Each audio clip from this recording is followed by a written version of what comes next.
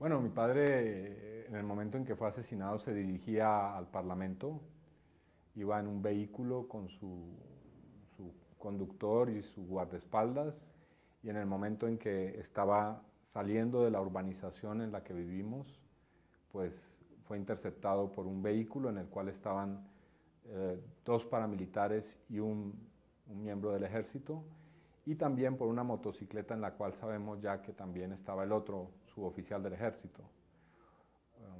Uno de los paramilitares y uno de los militares le dispararon y el militar lo mató de un disparo. El caso de la Unión Patriótica es un caso de exterminio de un grupo político y nosotros defendemos la idea de que cabe dentro de la caracterización del genocidio. Y buena parte de nuestro trabajo ha estado destinado a mostrar que en Colombia se cometen genocidios. Es decir, no solamente graves violaciones a los derechos humanos contra individuos, contra miles de personas, sino contra grupos. Es decir, lo que caracteriza la violencia en Colombia es que han sido exterminados grupos enteros de personas. La Unión Patriótica, grupos indígenas, grupos y organizaciones sindicales. Hay organizaciones sindicales que han sido prácticamente exterminadas por efectos de la violencia. Y por lo tanto ese carácter de exterminación de grupos es importante en el proceso que actualmente estamos afrontando en Colombia. Pues cuando tuve las primeras amenazas, realmente no fueron unas amenazas directas, sino una información a tiempo en el sentido de que iba a ser objeto de un atentado.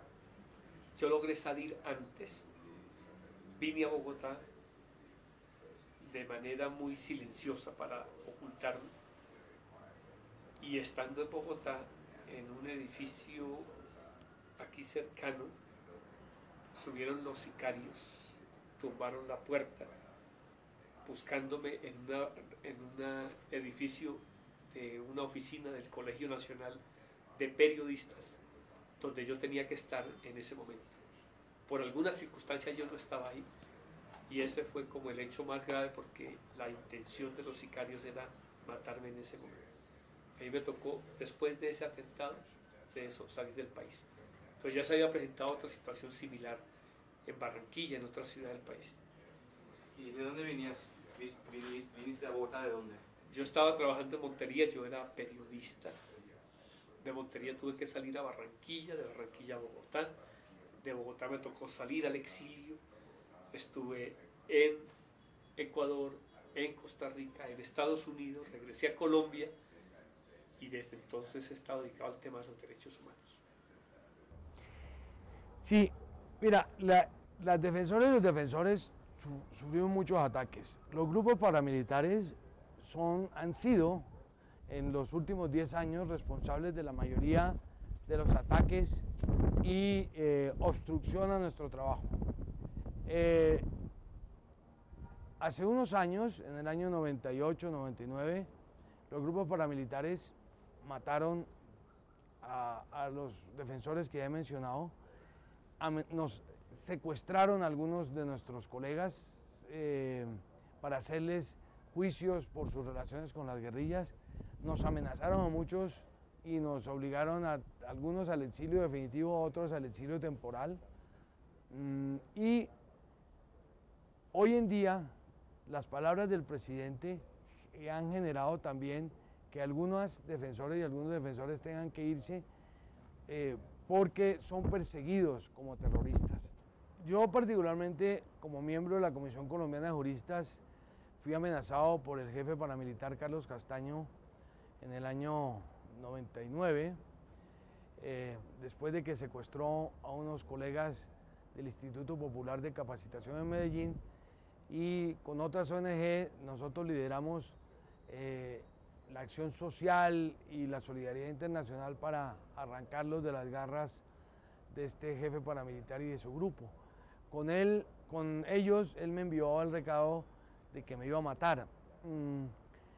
Yo estuve fuera a raíz de esas amenazas durante un año y medio en los Estados Unidos Yo creo que el exilio no es bueno, el exilio no es humano, el exilio rompe muchos vínculos afectivos que hacen parte también de la integridad del ser humano. ¿Ha habido un genocidio, en su opinión, contra los defensores de derechos humanos? No, no creo que se pueda hablar de un genocidio, pero sí hay un proceso en el cual los defensores de derechos humanos comienzan a ser objeto de una campaña de exterminio sistemático. Durante este gobierno, por ejemplo, han sido víctimas de atentados cerca de 40 defensores y defensoras de derechos humanos. En el conjunto de hechos ocurridos desde el comienzo de los años 90 para acá, vemos que se acentúa cada vez más la tendencia a que primero surjan campañas de estigmatización contra los defensores de derechos humanos. Se crea un clima en la opinión pública adverso a la acción que hacemos quienes trabajamos en este campo. Y luego de esas campañas de guerra psicológica, de propaganda sucia, vienen hechos de crimen, vienen desapariciones forzadas, vienen asesinatos contra personas que trabajan en organizaciones de derechos humanos. Es decir, estamos viendo que hay unos patrones que comienzan a indicar un proceso en el cual se comienza a convertir en sistemático asesinar a defensores y defensoras de derechos humanos.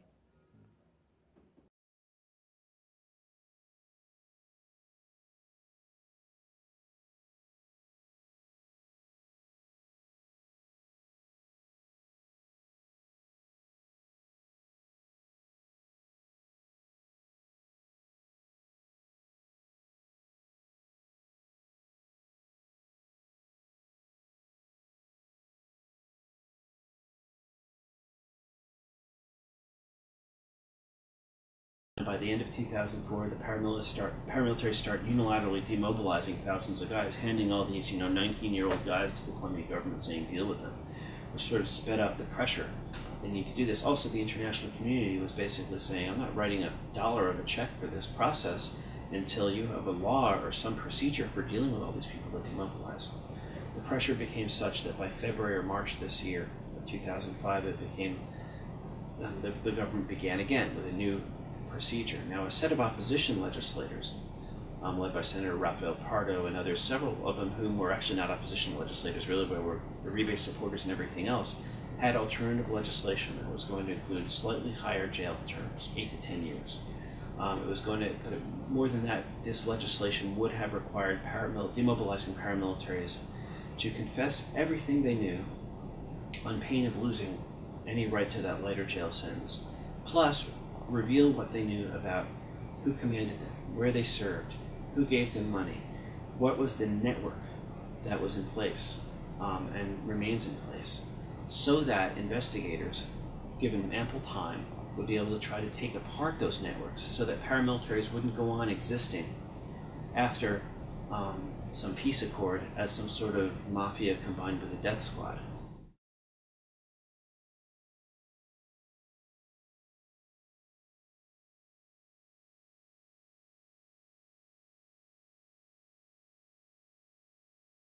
La ley tiene que ser concebida de acuerdo con el propósito que tiene. ¿Qué es lo que se busca con la ley?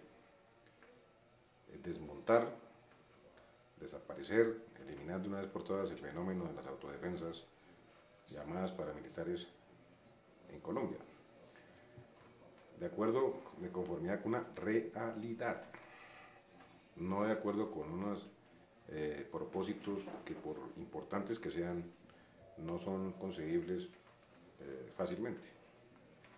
Por eso es una ley que busca la paz, de acuerdo con las exigencias internacionales de hoy,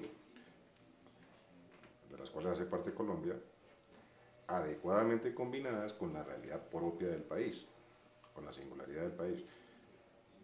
Se conoce como justicia transicional, es decir, no es un proyecto de sometimiento a la justicia, como algunos sectores nacionales e internacionales habrían pretendido, que sería lo ideal. Lo ideal, naturalmente, es que este tipo de organizaciones conformadas por bandidos, porque son bandidos, fueran sometidas por el Estado, por la ley y por la justicia, pero eso no es la realidad del país. La verdad es que no han podido ser sometidas, ni han podido ser, no han podido caer bajo la égida del Estado. Conozco el argumento de Camacho, es un argumento falso. Los paramilitares no tienen salida en Colombia ni en el mundo. Los paramilitares no son un movimiento en guerra contra el Estado. Nunca ha habido una guerra entre el Estado y los paramilitares. Al revés, la evidencia fáctica, la evidencia jurídica demuestra, al contrario, relaciones estrechas entre sectores importantes del Estado colombiano y los paramilitares. Los paramilitares no saben qué es un combate. Los paramilitares no saben qué es la persecución de su ejército. Lo demuestra el caso de Umberna, jefe paramilitar, hace 2 meses. Cuando la policía decidió buscarlo, en 2 días se entregó. ¿Qué significa eso? Que significa que los paramilitares siempre tuvieron el cobijo del Estado, el apoyo del Estado, y por eso no los capturaban. Los paramilitares no son como la guerrilla que andan en las montañas, en el páramo, que tienen tradición de combate, preparación para el combate. Los paramilitares son unos tipos muy gordos, muy ricos, no hacen ejercicio, viven en grandes haciendas, viven en los batallones, viven en un mundo de lujo, rodeados de lindas chicas, porque son realmente mafiosos. Y un tipo así no es capaz de sostener una guerra. Si el Estado decidiera hacer una guerra contra los paramilitares, los destruye en 10 días. No lo ha hecho en 2 décadas, simplemente porque ha habido una alianza entre el Estado y los paramilitares. Los jefes paramilitares se han enriquecido y les han cumplido unas funciones a los que manejan el Estado colombiano. I think that more than peace, what this law is achieving is a legalization of the paramilitary groups, the disarming, the turning in of arms rather than a sign of peace. In many ways, is a sort of a consolidation of a final stage of control of the paramilitary groups that, as I said, control the local politicians, they control the customs agents, they control the mayors, they control the local police officers, they control the health system, they control the lotteries in many of these areas. So why do you need to have an armed group of hundreds of men in the mountains where, on the contrary, these become almost a burden? So disarming, rather than be a sign of peace, is a sign of consolidation of the paramilitary structures in many part of the country. These guys don't have to turn in their lands, they don't have to turn in their fortunes, and they are pardoned for the crime that they committed. Many of these crimes against humanity that go against the Rome Statute and what is established by the International Criminal Court. I don't think that this is going to help one bit to achieve peace in Colombia.